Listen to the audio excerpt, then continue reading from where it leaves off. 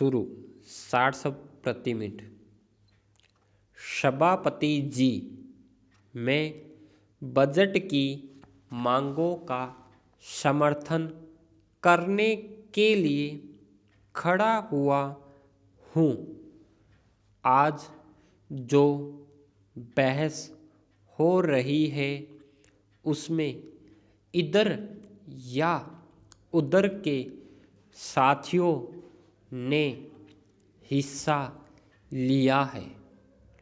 सबने एक स्वर से रेलवे मंत्रालय के इस बजट का समर्थन किया है और रेलवे मंत्री और उनके साथियों को धन्यवाद दिया है।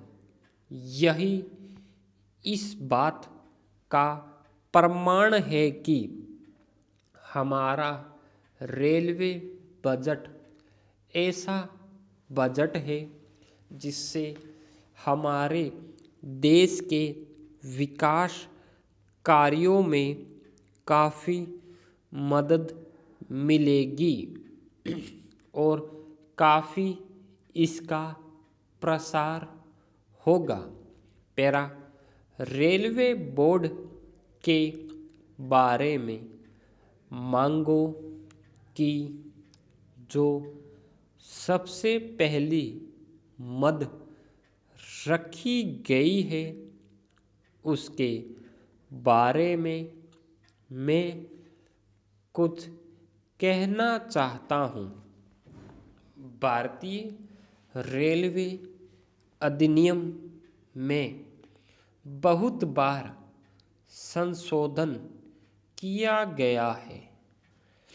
अगर सही तरीके से देखा जाए तो यह बात साफ नहीं हो पाती कि इसमें रेल मंत्री, रेल मंत्रालय और रेलवे बोर्ड के अध्यक्ष की क्या-क्या शक्तियां हैं।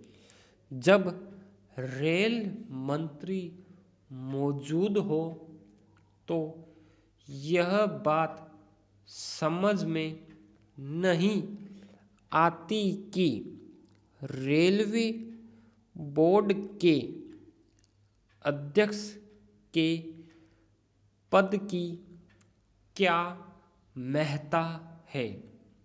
मैं ऐसा समझता हूँ कि यह बहुत ही पुराना अंग्रेजों के समय का बनाया हुआ कानून है जिसमें सुविधा के अनुसार संशोधन हो चुके हैं और अभी भी इसमें काफ़ी संशोधन की गुंजाइश है। मैं मंत्री महोदय से निवेदन करता हूँ कि भारतीय रेलवे अधिनियम की सारी धाराओं पर पूरे तरीके से विचार होना चाहिए जिससे कि इसको मजबूत बनाया जाए। प्रशासन और वित्तीय दृष्टि से इसको मजबूत बनाए। इसमें ऐसा परिवर्तन लाए जिससे रेलवे का काम सुचारू रूप से चल सके और सहयोग की भावना से सारे विभाग में काम हो सके। कानून की दृष्टि से भी इस रेलवे अधिनियम में संशोधन की ज़रूरत है और मुझे आशा है कि माननीय मंत्री जी इस पर ज़रूर ध्यान देंगे और इस पर चंद शब्द कहेंगे जिससे देश को मालूम हो सके कि भारतीय रेलवे अधिनियम के बारे में क्या नीति अपनाई जा रही है। पैरा महोदय, सारे देश में रेलवे में किराया नहीं बढ़ाया गया है।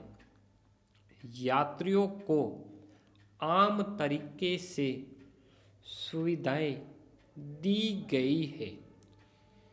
जिस तरह से रेलवे के अंदर अनुशासन लाने के लिए उन्होंने प्रयत्न किया है, उसका बहुत महत्व है।